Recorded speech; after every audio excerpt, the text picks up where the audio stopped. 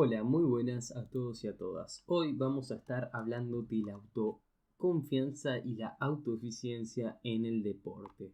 Esto es un capítulo del libro Entrenamiento Psicológico en el Deporte, Principios y Aplicaciones de Isabel Balaguer. Así que si te interesa, quédate y empezamos. Introducción. En el terreno deportivo no es suficiente que el deportista tenga capacidad para conseguir un buen rendimiento en su deporte, sino que además también ha de haber conseguirlo y creer que tiene capacidad para ello. La aproximación cognitiva en el estudio de la motivación del logro asume que en el esfuerzo por conseguir algo intervienen una serie de mediadores cognitivos entre los que la autoconfianza o percepción que uno tiene sobre su habilidad ocupa un lugar central. En el deporte, la autoconfianza es uno de los factores psicológicos más frecuentemente citados por su influencia sobre el rendimiento deportivo. Dicha influencia ha sido hallada la mayor parte de las veces en estudios correlacionales en los que se ha informado de la relación positiva entre autoconfianza y rendimiento. Para describir la capacidad percibida para alcanzar cierto nivel de ejecución, han utilizado términos tan diversos como autoconfianza, autoeficiencia, habilidad percibida y competencia percibida. Entre ellos, la teoría de la autoeficiencia de Bandura ha sido la más utilizada para investigar la autoconfianza en el área del deporte y el rendimiento motor. Puesto que en el capítulo 2 se han desarrollado los conceptos sobre habilidad y competencia percibida, en este capítulo nos centraremos en estudiar la posible influencia que tanto la autoeficacia como la autoconfianza ejercen sobre un rendimiento deportivo. En primer lugar, dedicaremos un apartado a la autoconfianza, en el sentido más general, centrándonos tanto en la importancia de esa variable para un buen funcionamiento del deportista, como en su relación con la ejecución y las estrategias y técnicas para su entrenamiento y mejora. En segundo lugar, desarrollaremos el concepto específico de confianza en el deporte elaborado por Bealey, así como la importancia de la operacionalización y medida de esta variable en el deporte.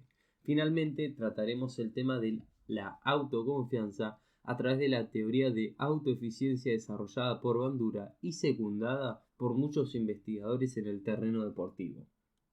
Autoconfianza. Posiblemente el tema de la autoconfianza sea uno de los temas que más ha interesado a entrenadores y deportistas. Tanto unos como otros saben la importancia que tiene la confianza en uno mismo para conseguir un buen rendimiento.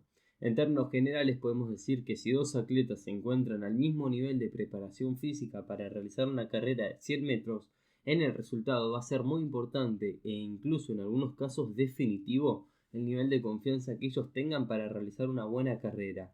Este nivel de confianza se ha ido formando a lo largo de su vida y ha sido fruto principalmente de la interpretación de sus propias experiencias.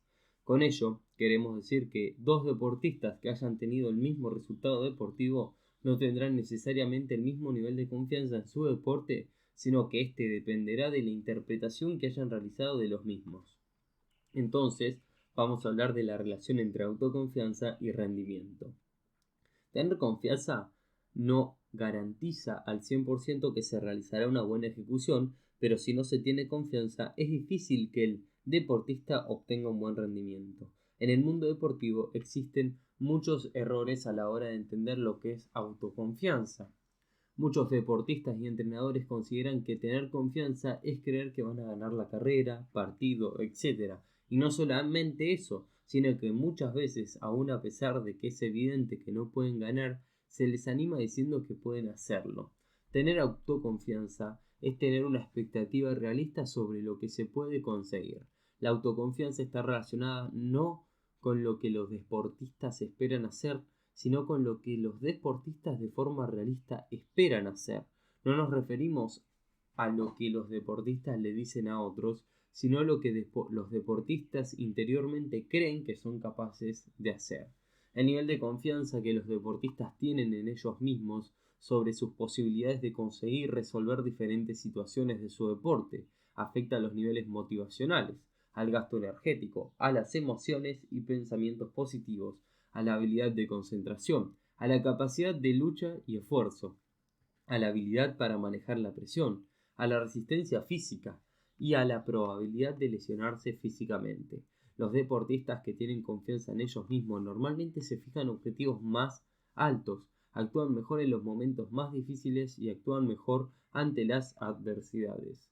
La gráfica que se obtiene al relacionar autoconfianza con la actuación en una competición es similar a la que se obtiene al relacionar la activación con el rendimiento.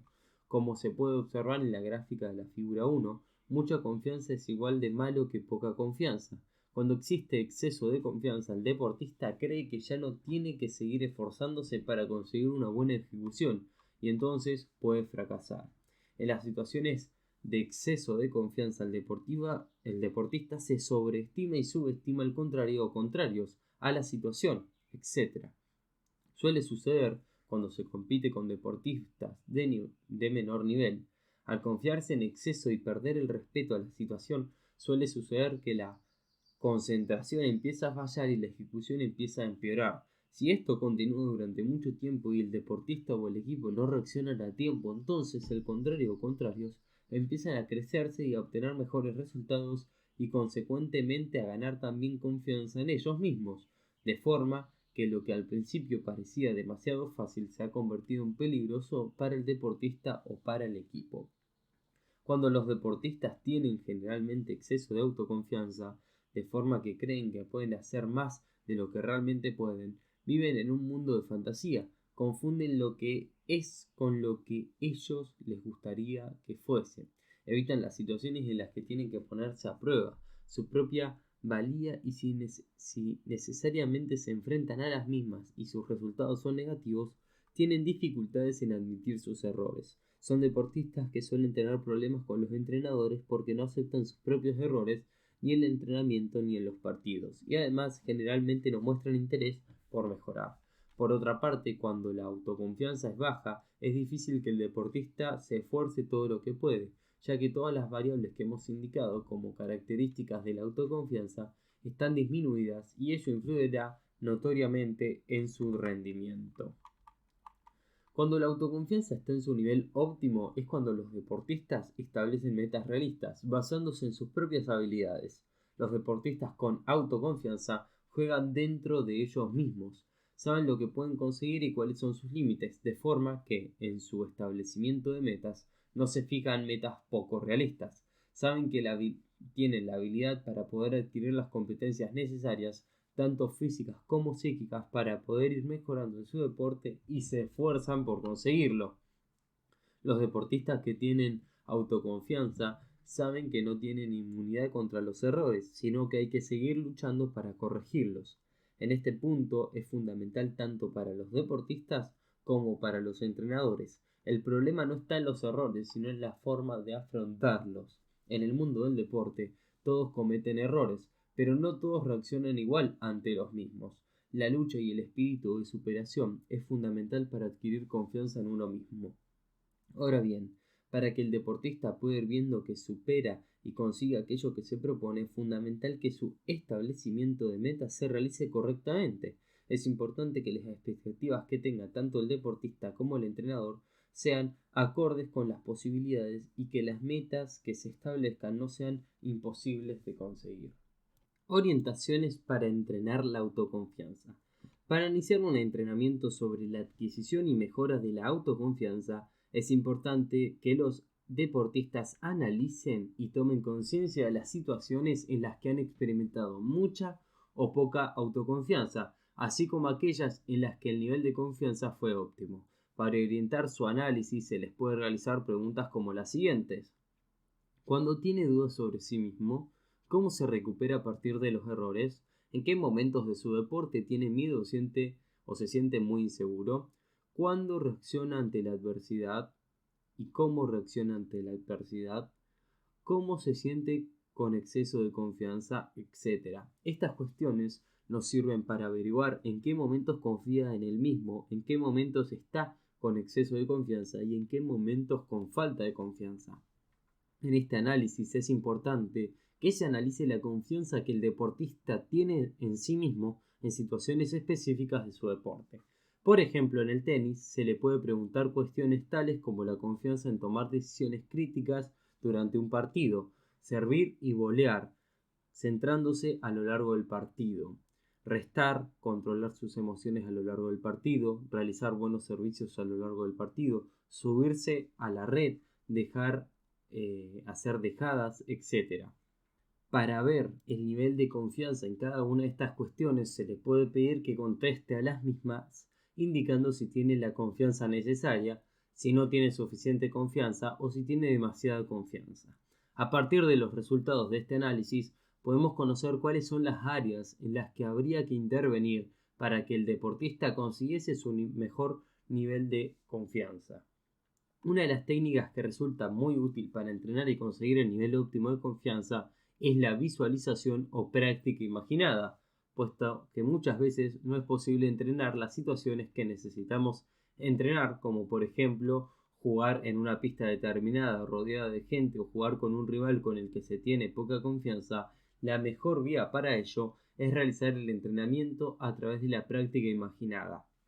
Así, por ejemplo, en el baloncesto o balonmano, podemos imaginarnos realizando la estrategia prevista para conseguir lanzar a portería ante un equipo que ocasiona muchos problemas porque tiene una defensa muy agresiva.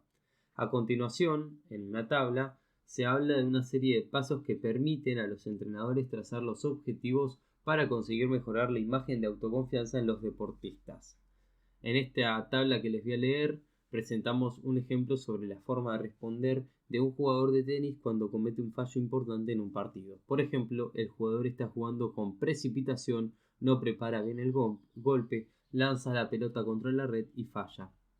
Ante este resultado, puede presentar una actitud negativa y tener un monólogo negativo, lo cual le afecta a su funcionamiento general, ocasionándole, por ejemplo, una pérdida de concentración y de rendimiento pobre, o bien puede manifestar una actitud positiva con sus consecuentes beneficios.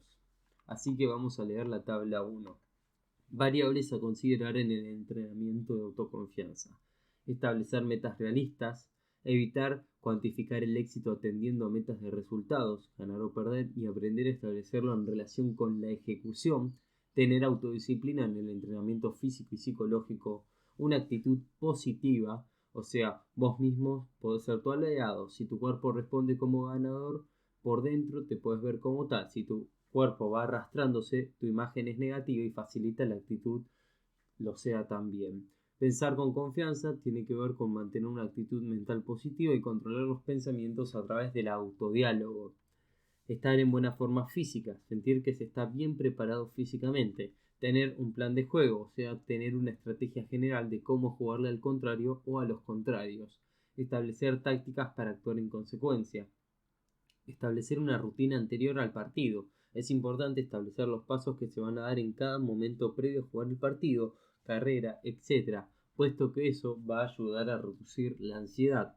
Luchar hasta el final, aunque el oponente o los oponentes estén jugando muy bien. Así que ahora hablemos un poquito de la confianza en el deporte. Así como en el punto anterior hablamos un poquito de la confianza en un sentido general, sin apoyarnos a nivel conceptual en ningún modelo teórico ni en ningunos instrumentos específicos para su medición, ahora en este apartado vamos a centrarnos específicamente en el modelo conceptual sobre confianza en el deporte desarrollado por Bealey. Este modelo nos ofrece una operacionalización parsimoniosa de la autoconfianza en situaciones deportivas. Según Bealey, tanto el modelo como sus instrumentos nos permiten obtener una predicción consistente de las conductas a través de diferentes situaciones deportivas. La confianza en el deporte se define como la creencia o el grado de certeza que los individuos poseen acerca de su habilidad para tener éxito en el deporte. En el modelo se distinguen los siguientes aspectos. A. Constructo disposicional denominado confianza rasgo en el deporte. B. Constructo situacional denominado confianza estado en el deporte. Y C. Orientación competitiva de los sujetos. D. Respuestas conductuales. E. Resultados subjetivos. La confianza rasgo en el deporte se define como la creencia o grado de certeza que los individuos poseen usualmente sobre su habilidad para tener éxitos en el deporte. La confianza estado en el deporte se define como la creencia o el grado de certeza que los individuos poseen en un momento particular sobre su habilidad para tener éxito en el deporte, basándose en la creencia de Nichols sobre que el éxito significa diferentes cosas para diferentes individuos. Bailey reconoció la necesidad de incluir en su modelo un constructo, la orientación competitiva, como una vía para operacionalizar el éxito. La orientación competitiva es un constructo disposicional que analiza si el deportista está preferentemente orientado a los resultados o a la ejecución. Bailey seleccionó actuar bien y ganar como las metas sobre las que se basa la orientación competitiva. Actuar bien es similar a la conceptualización de la Task Ability Orientation de Nichols, y ganar es similar al concepto de Ego Involved Ability.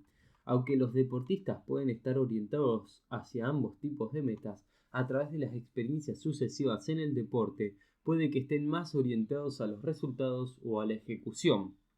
Este modelo está basado en un paradigma interactivo en el que, aunque la orientación competitiva no es considerada como un constructo primario del modelo, se postula que tanto la autoconfianza, rasgo, como la orientación competitiva interactúan con la situación objetiva del deporte para producir la autoconfianza estado.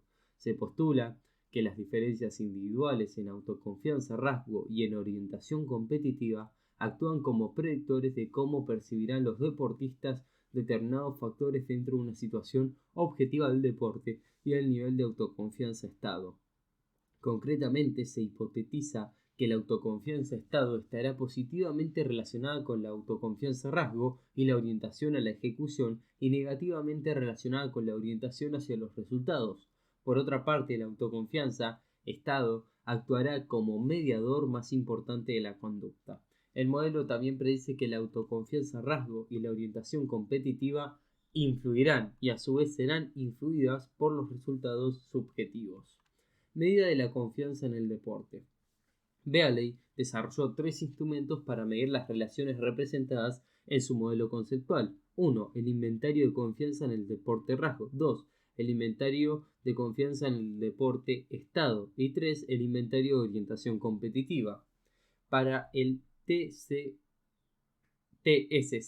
y el SSCI utiliza la escala de tipo Likert de 9 puntos en las que los deportistas compartan su propia confianza con la del deportista que conozcan con mayor confianza en sí mismo. En este cuestionario se le indica al deportista que compare el nivel de confianza que tiene en ese momento, su habilidad para realizar y enfrentarse a una serie de situaciones, con la del deportista que conozca con mayor confianza en sí mismo. Se le indica que las respuestas a las cuestiones que se le presentan deberán reflejar la seguridad que siente ahora mismo cuando compite en su deporte. Finalmente se le señala que tiene que responder de acuerdo con lo que siente, no como cree que debería sentirse. La investigación realizada por Bailey informó que los 3 instrumentos TSCI, SSCI y COI demostraron una adecuada consistencia interna, discriminación de ítems, fiabilidad, test-retest, validez de contenido y validez concurrente. Otras investigaciones posteriormente también han informado que tanto el TSCI como el SSCI presentan una fiabilidad aceptable. Teoría de la autoeficacia. Albert Bandura elaboró su teoría de la autoeficacia en el marco de su teoría sociocognitiva, cuyas notas características van a aparecer en el cuadro 3 que les voy a leer ahora. A partir de la teoría sociocognitiva podemos explicar el comportamiento como un modelo de reciprocidad triádica, donde cada uno de los factores actúan entre sí como determinantes interactivos. Esta teoría del determinismo recíproco propone como principio que la conducta y el funcionamiento humano no están determinados por las influencias interrelacionadas de los estados fisiológicos de los individuos, las conductas, las cogniciones y el medio ambiente. La teoría de la autoeficiencia concede un papel central a la influencia del pensamiento autorreferente sobre el funcionamiento psicosocial, actuando como mediador de la conducta y de la motivación de las personas.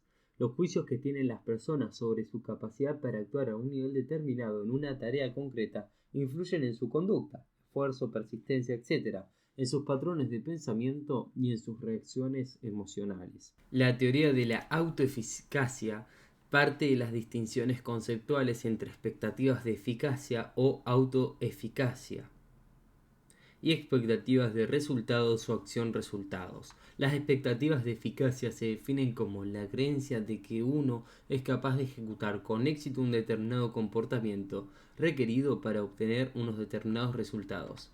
La creencia de que uno puede correr una maratón en menos de 3 horas es un juicio de eficacia.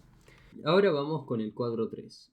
1. Los seres humanos programan, regulan y controlan su futuro dado que tienen la capacidad de conocer, de ejecutar y de autodirigirse. Segundo, estas características indicadas en el punto 1 son posibles en base a una serie de capacidades básicas que caracterizan al hombre: capacidad simbolizadora, capacidad de reflexión, capacidad autorreguladora, capacidad sicaria y capacidad de previsión. Tercero, estas capacidades básicas se explican a través de un modelo de interacción causal recíproca entre factores personales, fundamentalmente cognitivos, ambientales y conductuales. Entre estos determinantes interactivos, las influencias autogeneradas juegan un papel central. Entre ellas, las autocreencias de eficacia funcionan como un conjunto de determinantes próximos de la motivación, la acción, la cognición y el afecto. Por expectativas de resultados entendemos la creencia de que un determinado comportamiento irá seguido de unas determinadas consecuencias. El sentido que le da bandura al término resultado no debe confundirse con el uso típico del término resultado deportivo. El resultado deportivo se refiere al logro de la actuación en sí, no a las consecuencias de ese logro. El reconocimiento social anticipado, el dinero y la satisfacción personal por conseguir los resultados de la maratón son expectativas de resultados. Como podemos observar en este caso, los deportistas están imaginando anticipadamente las consecuencias que va a tener la realización de su conducta. Esto es considerando que el logro de determinados resultados irá seguido de determinadas consecuencias. Ambos tipos de expectativas de eficacia y expectativas de resultados, son antecedentes de la acción y actuarán como motivadores y guías cognitivas de la acción, como determinantes de la elección de actividades, del esfuerzo y de la persistencia en las actividades elegidas, de los patrones de pensamiento y de las respuestas emocionales.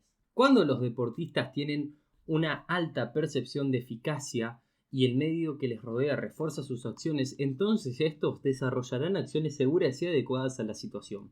Incluso si los deportistas tienen altas expectativas de eficacia y el medio no responde o responde ignorándolos, probablemente estos actuarán intensificando sus refuerzos. Puede que incluso se rebelen contra el medio intentando cambiarlo. Ahora bien, si el medio se resiste y es imposible de cambiar, probablemente los deportistas abandonen e intenten desarrollar su acción en otro medio. Hemos de tener presente que la elevada autoeficacia es condición necesaria pero no suficiente para una buena ejecución. Para que esta última se produzca, el deportista ha de poseer también la motivación y las habilidades necesarias para realizar la acción. Cuando los deportistas poseen una baja percepción de autoeficacia, dudan de sus propias capacidades y se dan cuenta de que ni sus esfuerzos ni los de otros que les rodean tienen efecto sobre los resultados que obtienen, entonces se vuelven apáticos y cada vez están más resignados con las circunstancias. Si además observan que los demás obtienen recompensas por sus esfuerzos y ellos no, los sentimientos de autodesprecio y depresión se unirán a la apatía y la resignación. Concluyendo, las funciones de la autoeficacia en palabras de Bandura indican que el individuo que se considera eficaz se impone a sí mismo retos que favorecen sus intereses y el desarrollo de actividades nuevas. Tales individuos intensifican sus esfuerzos cuando su rendimiento no se ajusta a las metas que se habrían propuesto, hacen atribuciones causales de los fracasos que favorecen la autoeficacia y afrontan las tareas potencialmente amenazadoras y las situaciones difíciles sin sentir ansiedad. Estos esfuerzos basados en la autoseguridad suelen comportar logros para el individuo. En marcado contraste, aquellas personas que se consideran ineficaces evitan las tareas difíciles, reducen sus esfuerzos y se dan rápidamente por vencidas frente a las dificultades que acentúan sus deficiencias personales. disminuyen sus aspiraciones y padecen en gran medida ansiedad. Tales dudas sobre sí mismo disminuyen el rendimiento y generan gran malestar. Ha de señalarse que, si bien a nivel teórico se concede importancia a ambos tipos de expectativas, en la práctica la investigación se ha centrado preferentemente en el estudio de la influencia de las expectativas de eficacia, debido probablemente a que este constructo constituye la aportación de la novedosa teoría de Bandura. Fuentes de información de la autoeficacia. Según la teoría de Bandura, las expectativas tanto de la eficacia como de los resultados proceden de diferentes orígenes. Los propios logros en el pasado, la observación del comportamiento de los demás, la persuasión verbal y la autopercepción del estado fisiológico del organismo. Cabe señalar que el deportista, tal y como se concibe esta teoría, es visto como un ser activo que recibe información procedente de estas cuatro fuentes, información nueva y cambiante que se reelabora constantemente. Este procesamiento de la información es el que va ofreciendo una percepción al deportista sobre sus propias capacidades en las diferentes situaciones con las que interactúa. De esta forma observamos que las expectativas de eficacia que tiene el deportista no son variables rasgo ni concepciones globales sobre el funcionamiento general, sino cogniciones actuales específicas y cambiantes que se van a ir formando a partir de las propias experiencias pasadas y que se proyectan hacia el futuro, influyendo obviamente en el presente. Veamos a continuación las características de cada una de estas cuatro fuentes de información de la autoeficacia. Los logros de ejecución. Es la fuente más influyente en la formación de las expectativas de eficacia debido a que se basa en las propias experiencias de realización personal. Estas experiencias afectan a los juicios de autoeficacia a través del procesamiento cognitivo de tal información. Si estas experiencias han sido percibidas repetidamente con éxito, entonces aumentarán las expectativas de eficacia, y si han sido percibidas como fracasos, entonces bajarán las expectativas. La influencia que tienen las propias experiencias de ejecución sobre la eficacia percibida también depende de la dificultad de la tarea, del esfuerzo realizado, de la cantidad de consejos físicos recibidos del exterior y de los patrones temporales de éxito y de fracaso. En general, el éxito eleva las expectativas de eficacia, mientras que el fracaso, definido como la falta de habilidad para completar con éxito una tarea, las disminuye. El fracaso es especialmente debilitante si se experimenta muy pronto durante el proceso de desarrollo. Sin embargo, una vez conseguido un nivel de eficacia alto, el fracaso ocasional ejerce considerablemente menos influencias en las percepciones de la eficacia. Estos fallos ocasionales, que a menudo son superados a base de esfuerzo, pueden fortalecer la persistencia automotivada, al proporcionar la experiencia de que incluso las mayores dificultades pueden superarse mediante un esfuerzo sostenido. Cuando el individuo está seguro de sí mismo, tiende a considerar responsables los fracasos a factores externos, a un esfuerzo insuficiente por su parte o a la falta de estrategias adecuadas. Cuando las personas atribuyen sus malas actuaciones a estrategias inadecuadas más que una falta de habilidad, el fracaso inducirá la creencia de que en el futuro unas estrategias mejores conducirán al éxito. Aquellos fracasos que se superan a base de esfuerzo pueden instaurar creencias firmes de autoeficacia. Gracias a estas experiencias, el deportista sabe que con esfuerzo puede llegar a dominar sus dificultades. Cuando las personas fracasan en la consecución de sus metas e intentan evaluar el suceso, suelen tener en cuenta el esfuerzo realizado para saber si se ha debido o no a su falta de habilidad. Las tareas difíciles son las que mayor información ofrecen a las personas sobre su habilidad. Si una persona se esfuerza y consigue éxito ante una tarea difícil, ello será indicativo de que tiene capacidad para conseguirlo. Sin embargo, si fracasa, será indicativo que no tiene capacidad o de que ésta es insuficiente. Estos análisis que realizan los deportistas sobre si tienen o no capacidad suficiente para conseguir su meta en función del esfuerzo realizado y se van a desarrollar con mayor profundidad en otro capítulo que vamos a leer en otro video, o sea el capítulo 3. La experiencia vicaria. Las experiencias propias no son la única fuente de información sobre las propias capacidades, sino que en muchas ocasiones las experiencias vicarias, esto es la conducta realizada por otros, así como las consecuencias de la misma, nos orientan sobre nuestra propia capacidad. Afortunadamente, los seres humanos aprendemos la mayor parte de nuestra conducta a través de la observación, por medio del modelado. En el modelado, al observar a los demás, nos hacemos una idea de cómo se ejecutan las conductas nuevas y posteriormente esta información codificada nos sirve como guía de nuestras propias acciones. Más adelante, cuando el sujeto realiza algunas aproximaciones iniciales sobre los patrones de respuesta que ha aprendido por observación, estos poco a poco van siendo redefinidos mediante ajustes autocorrectivos basados en el feedback informativo de la ejecución. De esta forma se va desarrollando gradualmente la idea de la conducta apropiada, la cual se va adquiriendo a partir de los efectos que proporciona tanto la conducta de los otros como la nuestra. Viendo e incluso imaginando que otras personas similares actúan con éxito, es posible que aumente la autopercepción de eficacia del observador, llegando a creer que él mismo posee también las capacidades suficientes para dominar actividades similares. El sujeto se persuade a sí mismo de que si otra persona es capaz de conseguir hacer una tarea, él también podrá conseguir hacerla si se esfuerza en el intento. Para que el aprendizaje vicario tenga éxito han de cumplirse al menos una serie de requisitos. Uno de ellos depende de la experiencia previa que el deportista tenga sobre la tarea. Cuando un individuo tiene poca o ninguna experiencia previa sobre la que evaluar su propia competencia, la autoeficacia puede ser fácilmente alterada a través del modelado. Un individuo sin experiencia previa tenderá a fiarse más de la información vicaria.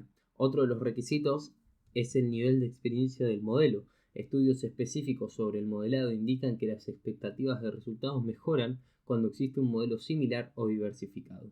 Por ejemplo, la gente con fobia responde mejor después de ver cómo se relacionan los modelos que tienen miedo con el objeto que produce ese miedo, que después de observar a los modelos que no tienen miedo. El modelado diversificado también ha tenido éxito debido a que si un individuo sabe que muchas personas pueden realizar una determinada tarea, va a haber más posibilidad de que él mismo pueda realizarla. La persuasión verbal. Las técnicas de persuasión son ampliamente utilizadas por los profesores que aumentan e intentan enseñar a sus discípulos, tanto sobre temas intelectuales como deportivos. La persuasión permite modificar las expectativas de eficacia personal. Sin embargo, los cambios obtenidos sobre la percepción de eficacia a partir de esta fuente de información suelen ser débiles y con duración corta porque no se basan en la experiencia personal. Normalmente, a través de la persuasión es más difícil aumentar que disminuir un nivel de eficacia que perdure. En general, es difícil utilizar la persuasión para aumentar la eficacia si los intentos son contrarrestados por fuertes experiencias negativas previas. Por el contrario, es considerablemente más fácil hacer disminuir la eficiencia utilizando la persuasión, ya que los individuos suelen tener un repertorio más amplio de experiencias personales negativas o en todo caso una base limitada de cualquier tipo de experiencia de éxito. Para que las técnicas persuasivas sean efectivas hay que tener en cuenta una serie de requisitos. En primer lugar, que la fuente de persuasión sea una persona con credibilidad, prestigio y alto nivel de conocimientos sobre el tema que se está tratando para persuadir al sujeto. También es importante que la información que se transmite al sujeto sea sobre sus posibilidades dentro de los límites realistas. Así, por ejemplo, no se le puede decir que él sabe que es capaz de estar concentrado durante todo un partido si nunca lo ha estado y si no ha entrenado para ello. Estados fisiológicos. El nivel y calidad de la activación fisiológica también es una fuente de la autoeficacia, que influye en la ejecución. Aunque los teóricos consideran que la reducción de la activación fisiológica produce cambios directos sobre la conducta a través del refuerzo, Bandura considera que la activación afecta a la conducta a través de la interpretación cognitiva de tal estado de expectativas de eficacia. Así, por ejemplo, algunos individuos ante una alta activación pueden interpretarla como miedo, sintiendo que el organismo está demasiado activado para poder realizar una buena actuación, mientras que otros pueden interpretar ese estado como indicativo de que están en su mejor momento para una buena ejecución. Aunque la activación fisiológica es importante, las fuentes fisiológicas de autoeficacia no son y no están limitadas a la activación automática, sino que estas personas también reciben información de su fatiga, forma física, dolor, fuerza y resistencia como indicadores de la ineficacia física. Bandura confirmó que la información transmitida gracias a los cambios fisiológicos influyen en el nivel de eficacia a través de un proceso de juicio que normalmente engloba muchos factores. Estos incluyen la evaluación de las fuentes de la activación, el nivel de activación, la situación dentro de la cual se produce la activación y las experiencias anteriores que explican cómo la activación puede o no influir en la ejecución.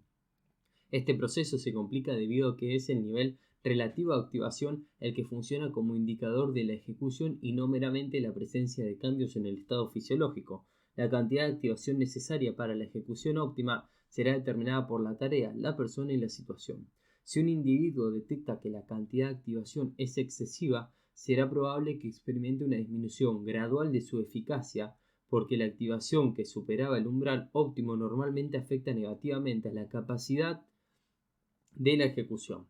Por el contrario, un individuo que detecta un nivel óptimo o casi óptimo de activación personal tendrá más expectativas de éxito que lograrán aumentar su nivel de autoeficacia. Una vez comentadas las características de las 4 fuentes de información de la autoeficacia desarrolladas por Bandura, podemos concluir diciendo que la fuente de mayor influencia sobre el desarrollo de la autoeficacia es el de los logros de ejecución, seguida por la experiencia vicaria, la persuasión verbal y la activación emocional. Tiene al menos impactos significativos sobre las expectativas de eficacia. La medición de la autoeficacia. Bandura propone realizar mediciones específicas para cada área a través de una metodología denominada microanálisis. En este tipo de metodología, los pensamientos autorreferentes están tomados en forma de autopercepciones particularizadas de eficacia que pueden variar a través de diferentes actividades y circunstancias situacionales de forma distinta a cómo funcionan los test ómnibus que valoran disposiciones globales tipo rasgo. Uno de los méritos especiales de la aproximación microanalítica según Bandura es que utiliza índices particularizados de autoeficiencia que ofrecen predicciones finas de la acción humana. Con este tipo de mediciones se gana poder predictivo y explicativo en el análisis. A los deportistas se les presentan escalas graduadas de autoeficacia que representan tareas que varían en dificultad y complejidad o alguna otra dimensión, dependiendo del área que esté siendo explorada. Los deportistas indican las tareas que ellos pueden hacer y su grado de certeza. Bandura indicó que la medición de las cogniciones de las expectativas de autoeficacia deberían realizarse a través de una técnica microanalítica en la que se valorase la autoeficacia a lo largo de 3 dimensiones: magnitud, fuerza y generalidad. La magnitud o nivel hace referencia a los logros de ejecución esperados por el deportista o el número de tareas que él o ella cree que puede realizar para conseguir su objetivo de conducta. Por ejemplo, si una persona nos indica que puede caminar 1 kilómetro en un cuarto de hora, medio kilómetro en 6 minutos, etc., ella nos permite conocer los diferentes niveles de eficacia que tiene esa persona ante una situación específica. Para medir la magnitud se le presenta a los sujetos una lista de tareas de diferente nivel de dificultad y se les pide que indiquen cuáles creen que son capaces de ejecutar. Las expectativas de eficacia serán mayores cuando el individuo sienta que es capaz de realizar mayor número de tareas del mismo tipo, pero de dificultad creciente. La fuerza de autoeficacia determina la certeza con la que el individuo espera conseguir éxito en cada uno de los componentes o niveles de la tarea. Por ejemplo, uno puede tener mucha confianza en recorrer medio kilómetro en el tiempo indicado, pero tener ligeramente menos confianza en recorrer 1 kilómetro en el tiempo indicado. Las fuerzas de autoeficacia se valoran en la escala de 100 puntos con unidades de intervalos de 10 puntos. Estos intervalos son representados del porcentaje de confianza de las creencias del sujeto sobre la posibilidad de conseguir con éxito cada uno de los niveles. La fuerza de autoeficacia se determina sumando los valores de confianza y dividiéndolos por el número total de ítems que componen la meta de Bandura. La generalidad se refiere al número de dominios en los que el individuo se considera eficaz. Así pues, uno que tiene alta confianza respecto al ejercicio puede sentir bastante confianza en sus capacidades en carrera, montar en bicicleta, etc. Para medir la generalidad de la autoeficacia, se les pide a los sujetos que puntúen en una lista de las tareas nuevas de igual o similar complejidad que las que realizan en esa ocasión. Existe cierta evidencia en la literatura sobre la psicología del deporte y del ejercicio que apoya esta noción sobre cogniciones de autoeficiencia generalizadas a través de los eventos. McAuley, Conjera y Letunich lo decían. Sin embargo, este aspecto particular no posee tanto soporte como los otros principios de la teoría de autoeficacia. Con este método no basta con que preguntemos sobre las tareas que pueden realizar, nivel de eficacia, y sobre el grado de certeza en ejecutar cada una de las tareas, fuerza de eficacia, sino que también requiere que se realice un análisis conceptual sobre sus habilidades que se necesitan para ejecutar la tarea y un análisis contextual del nivel de demandas situacionales. Por ejemplo, si vamos a analizar el nivel de eficacia de una persona para conducir, hemos de tener en cuenta que esta varía en función de las áreas residenciales, carreteras comarcales, carreteras nacionales, congestión en la ciudad, puertos de montaña, etc. La valoración de la autoconfianza se desarrolla generalmente a través de lo que Bandura denomina capacidades generativas respecto a la tarea antes que respecto a los actos singulares que colectivamente constituyen la tarea.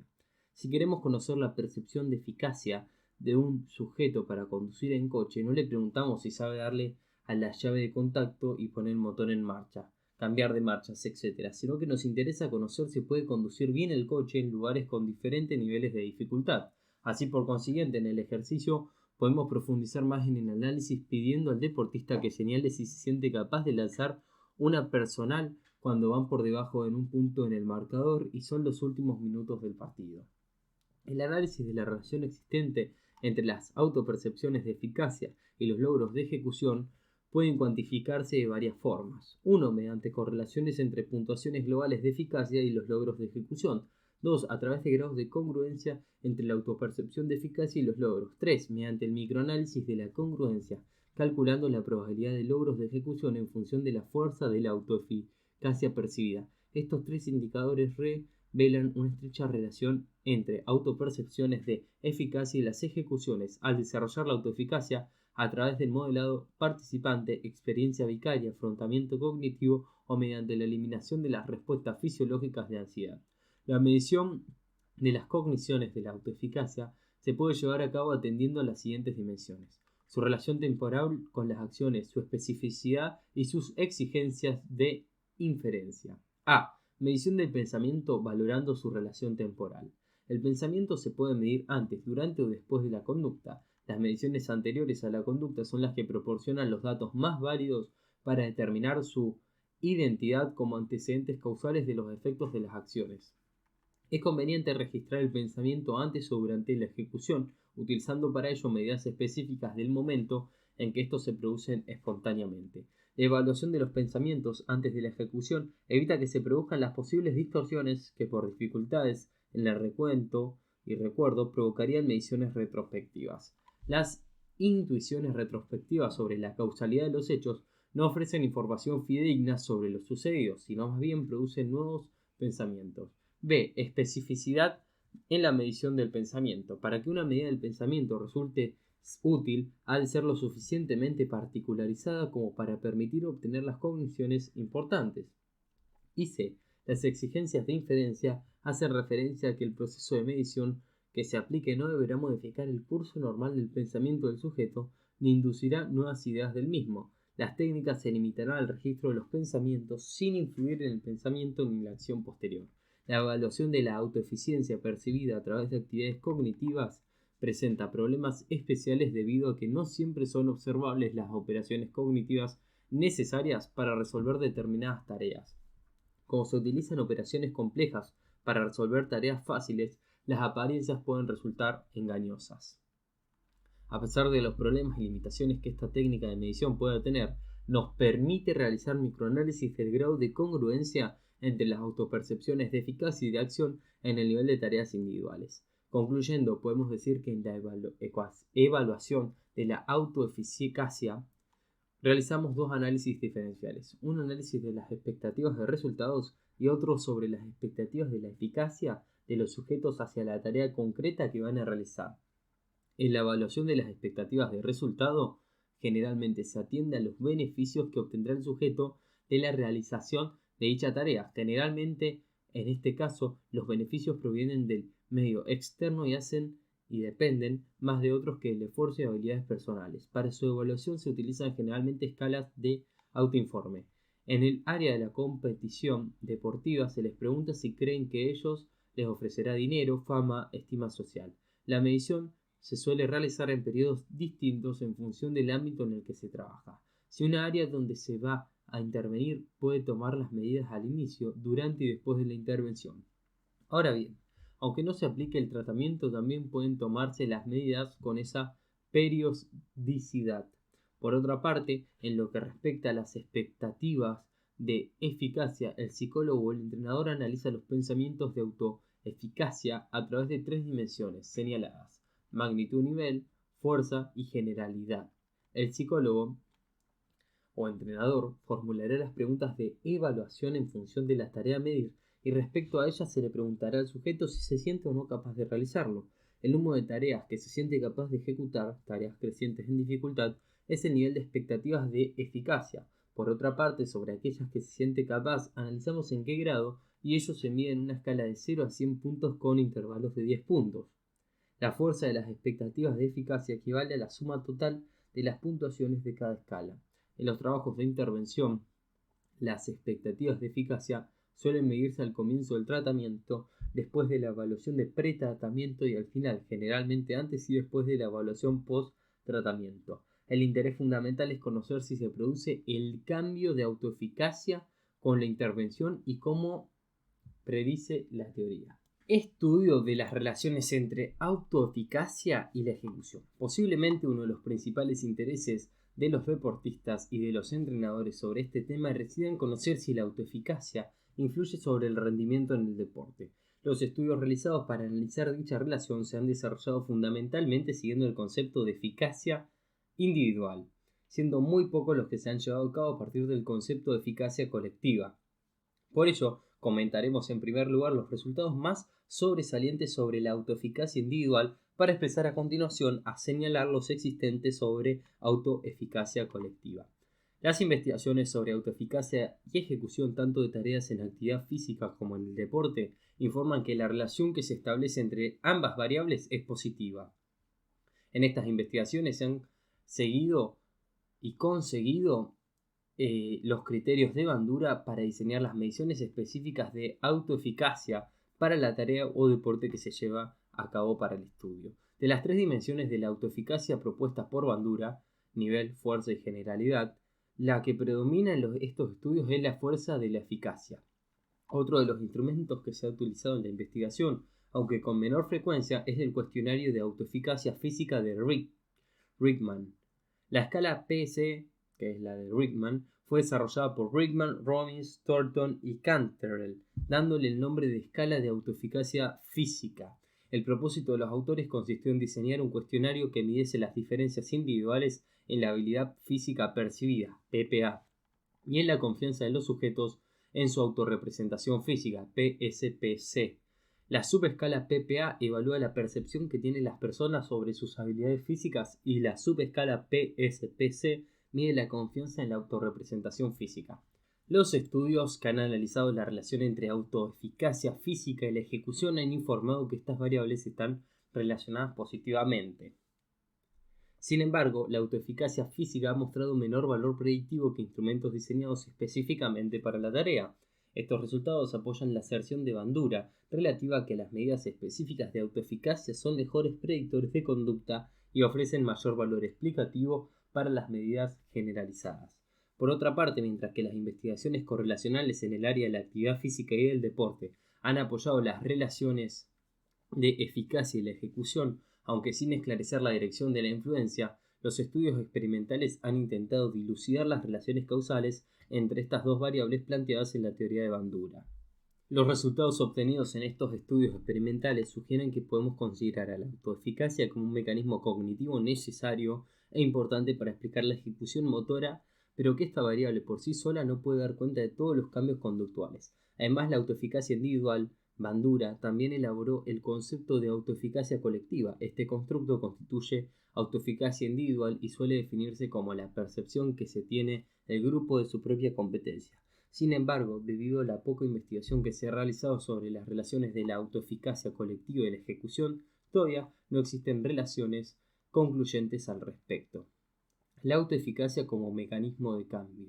El objetivo fundamental de Bandura en la formulación de la teoría de la autoeficacia consistía en poder evaluar a través de este concepto la predicción de la efectividad de determinados métodos de tratamiento psicológico. Su objetivo es realizar intervenciones psicológicas para producir cambios conductuales en conductas desadaptadas y para ello el constructo de autoeficacia se mostraba como un buen predictor de cambio. En estos tratamientos psicológicos destacan fundamentalmente los 4 medios que hemos señalado como fuentes de eficacia: los logros de ejecución, la experiencia vicaria, la persuasión verbal y la disminución de la excitación emocional. Podemos decir que las fuentes de información que utilizan las personas para cambiar sus expectativas de eficacia son los medios a través de los que actúan distintos tratamientos psicológicos. Cada una de estas 4 fuentes de autoeficacia corresponden a los 4 modos de investigación psicológica. La ejecución responde al modelado participante que finaliza dejando al sujeto solo con su propio problema y su propia conducta. El modelado responde a la intervención vicaria. En la persuasión se agrupan todas las terapias verbales, entre las que destacan las terapias dinámicas y las atribucionales, y finalmente la interpretación de la ansiedad y de los estados de debilidad corporal entraría en todas las terapias de corte más conductista.